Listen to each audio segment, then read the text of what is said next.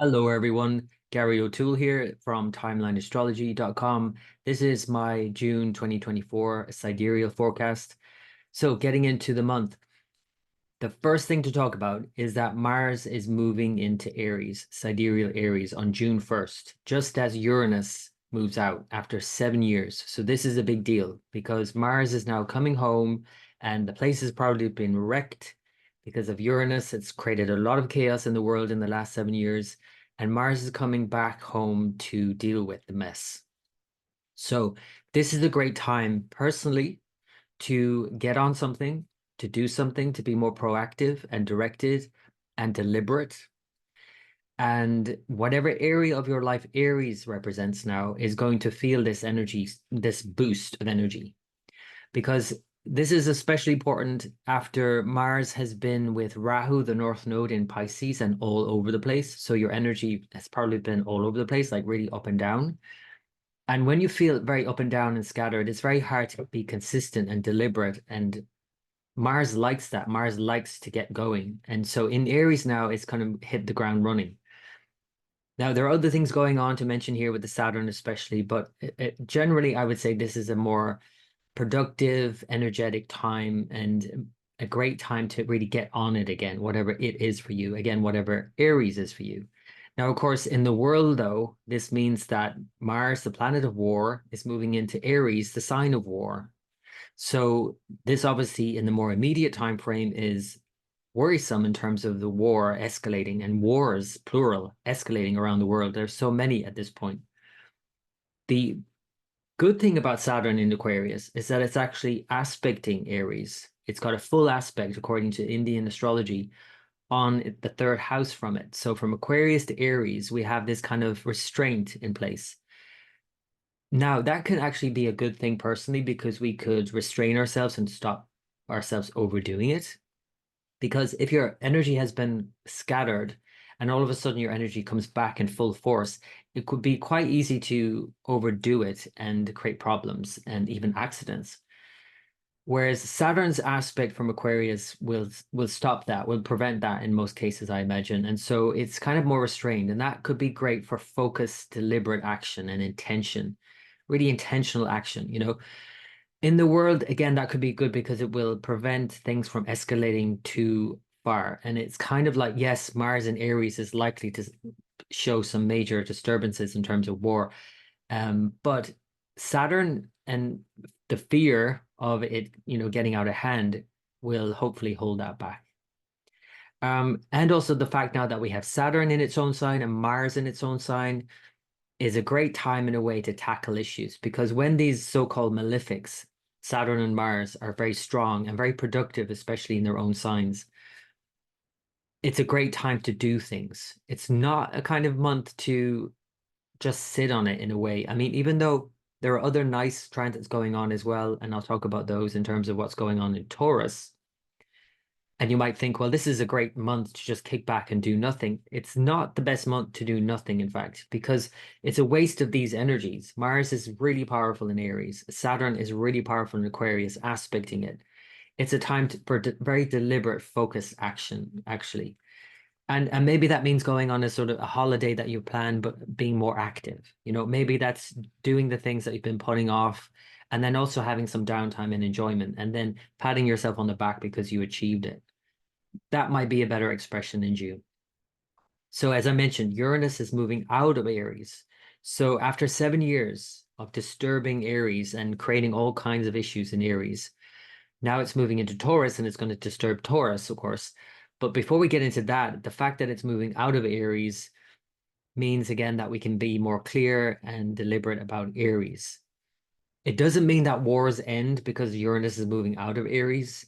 It just means that it moves into a different realm now and it will disturb another realm, as is the case, because, of course, if you have wars, eventually all of those trickle into the economy, trickle into our like basic, needs, our energy needs and supply, our food production and supply, our all of that, of course, is being impacted all along during war. But now we're going to see major disruptions for Uranus in Taurus and for the next 7 years. So this is just a preview because Uranus is just moving into Taurus from June to December. Because of its retrograde, will go back into Aries in December until March 2025. That period in particular, when Uranus goes into Aries one last time from December until March, while Mars itself will retrograde during that period, that's particularly disturbing in the world for war. What this overall, though, means with Uranus and Taurus for many years to come is that we're going to see a disruption in supply chains, like I said, and in the economy, and maybe even in money and in currency, like changes in currency, in the basics. It's like reinventing the wheel, essentially. And this can be quite disturbing to us because Taurus is a very fixed sign. It's an earth sign, which is already quite fixed, but it's a fixed earth, so it's the most fixed in a way. And it represents all of those things in life that we want to be consistent and solid and secure. And Uranus is not at all predictable. It's very unexpected, and it could be unexpected in many great ways as well. You could have a windfall, like some people can really benefit from this. But when it's not consistent and predictable, we get on edge. And I think we're going to see a lot of things on edge in the world in terms of, again, the basics in energy, food, production, how that's all, supplied. Like the energy grid as well, I think is going to be disturbed. The fact that Uranus is moving into Taurus during this period where we're having spikes in solar flares, and that is in a way, one way it might express itself. There might be, power grids like down, or internet connection, or satellite disturbances, and all of these things are likely. So while that's going on, though, we also have to think about the Saturn in Aquarius as well as the Pluto in Capricorn, because that's the underlying story of it all. The Pluto in Capricorn is not clear at all. Most people are not going to be clear about what's happening in that area of their life. But what's more clear is Saturn, which rules Capricorn, and Saturn's transit in Aquarius, implementing these new technologies now because of the crashing, falling system with Pluto in Capricorn. But as that's going on, Uranus and Taurus is in a square to Saturn, but a trine to Pluto. So what that essentially means is that we might be more conflicted with Uranus and Taurus and Saturn and Aquarius. We might be conflicted with what we have to enjoy, what's also being disturbed in our enjoyments, that's Uranus and Taurus, and the many humanitarian crises around the world with Saturn and Aquarius. It's in a way harder to enjoy ourselves when we see people suffering around the world, essentially. And that's always the case, always a square between Aquarius and Taurus. It's just going to be highlighted more now for the next, especially in the next year or so, at least until March 2025, when Saturn then moves out of Aquarius. But for the next few months, especially from June to December, with Uranus and Taurus, we're going to feel conflicted around our enjoyments. But at the same time, because it's trining, Uranus and Taurus is trining Pluto in Capricorn, the changes that are likely to happen in Taurus are more likely because of a crashing, falling system. Like it's more likely that you're going to implement a new currency even, or a system of some kind, a new monetary system, literally a new currency perhaps, if the old one is falling apart. If Pluto continues to erode the Capricorn dynamic, the banking systems, government systems, and all of that, Uranus and Taurus is more likely to be on board with taking on something new because of that crashing system. So that's something to think about for the next many years, because this is a longer term impact, because Pluto in Capricorn is going to trine Uranus and Taurus for the next 7 years. So I'll talk more about that in future episodes, of course, because this is a big story, a big deal for many years to come. The other thing I want to talk about for June, so for the more immediate time frame, is all of these planets having gathered in Taurus. This is a good time in many ways, but in a way it's too much of a good time. Because Venus is in Taurus first half of the month, because Jupiter is now in Taurus for the next year, and Mercury is moving into Taurus, we have all of the three so-called benefics in Taurus all gathered together having a good time. The thing is, they're not visible. They're too close to the sun, so we can't see them, especially the first part of the month. So that means that we might be overdoing it, and we might be exhausting ourselves. We might feel burnt out because of enjoyments. And all of these, remember, are in a square to Saturn in Aquarius. And so again, we're conflicted with all of those enjoyments as well when we see what's happening in the world. So obviously we need to kind of find a balance between all of these things and find space for it all. It is moving now into festival season, as it's called, or a lot of astrologers call Gemini season when they talk about Gemini in terms of the tropical zodiac. In terms of the sidereal zodiac, the sun doesn't move into Gemini until mid-June. But as it does, then we have a good thing happening because we have Venus now becoming visible as it's moving into Gemini. We can see Venus again in the evening as the bright evening star. And Mercury is also moving into Gemini, into its own sign. So we've got a lot of strengths coming out by the end of June and things to enjoy. Absolutely. And so enjoying a festival or a social engagement or whatever it might be, a more stimulating time of the year, of course, is upon us as planets move from Taurus into Gemini.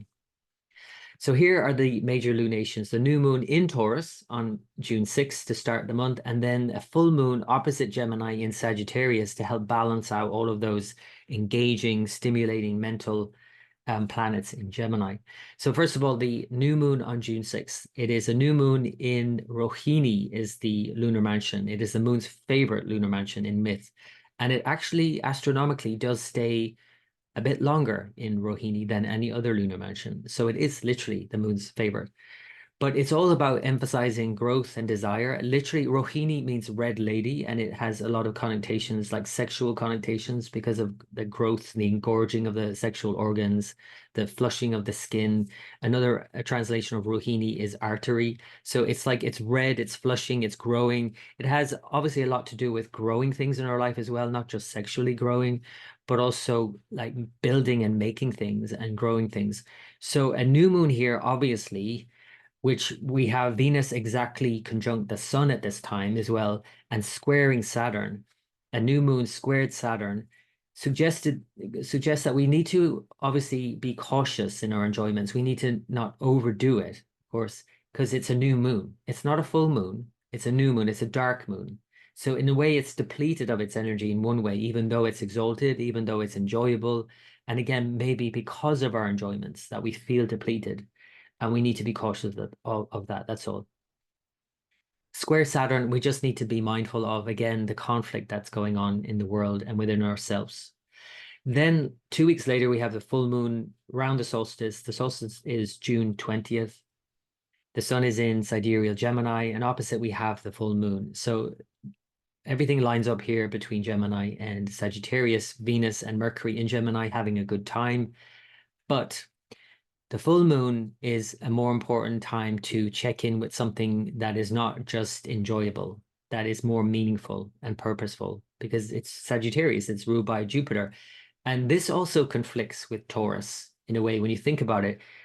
Like I mentioned, Aquarius is in a square to Taurus always. So we are always conflicted in terms of what we're enjoying and versus the crises that are happening around the world always. Sagittarius conflicts with Taurus because it's an inconjunct. So Taurus is enjoyable, okay, but then Sagittarius is about something more meaningful. And so this full moon is asking us to go beyond the surface level enjoyments and the kind of frivolous nature that Taurus can often reflect, even though it's absolutely important that we do enjoy them. The Sagittarius full moon is asking for something more, and especially with all the planets opposite in Gemini, where we might be really stimulated socially at this time, it is asking us to go a bit deeper, essentially. And that means also going deeper into our own being. And then finally, to end the month, we have Saturn retrograde. So from June 29th until mid-November, Saturn begins to retrograde. This is a very slow process, and especially by the end of June, be mindful of that and slow down and try not to get frustrated if things are not moving forward, and especially things in relation to your long-term objectives. Because it's Sagittarius or because it's Aquarius, it's all about our long-term goals. And because now Saturn is retrograding in the sign, obviously we have to reassess them all.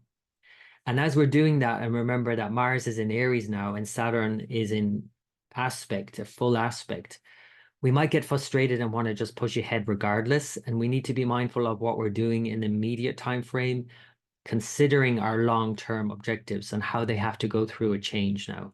So it doesn't mean that you throw it out the window. It means that you might have to reassess or redraft or rework, redo what you're planning, what your ambitions are. And that's okay. because if you can do that and you can move with Saturn as it starts to move back, you're more likely going to make it happen. If you think that you can keep pushing forward with your plans and not reconsider, this is likely going to keep pushing you back, and it could get really frustrating. So be mindful of slowing down, being patient, and you'll get on better with this if it's like the wind at your back if you just go with the flow with this.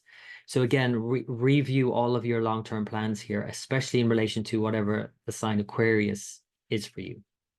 So that is it for the month of June. Just to mention a couple of things coming up in July, because by the end of June also we have Mercury move into Cancer. It's going to stay in Cancer for a long time. It's going to go back into Cancer because of its retrograde in August. And therefore, Mercury in Cancer and Leo, moving in and out of these signs a couple of times, is going to bring in some interesting dynamics for the summer months from July, August, September. And especially around these dates, July 19th, August 22nd, and September 4th, when Mercury moves into Cancer and out of Cancer, back into Cancer and out of Cancer, into Leo, back into, it's back and forth between Cancer and Leo. It's a tricky juncture between water and fire. And this could mean disturbances in travel. This could mean disturbances in business and all of those communication issues and tech issues. The fact that we're reaching like peak solar flares at this time, when we add the fact that Uranus is moving into Taurus, it could be some major disruptions here with like travel. I would just be really patient with travel plans. If you've already booked your holidays, just be extra patient, especially if you're traveling around July 19th, August 22nd, September 4th.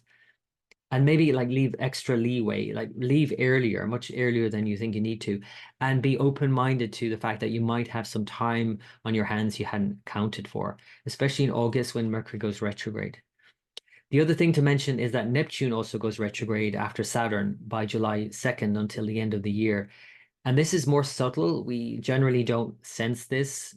We can obviously look at it in our chart. Where is the sign Pisces with Neptune retrograde in Pisces?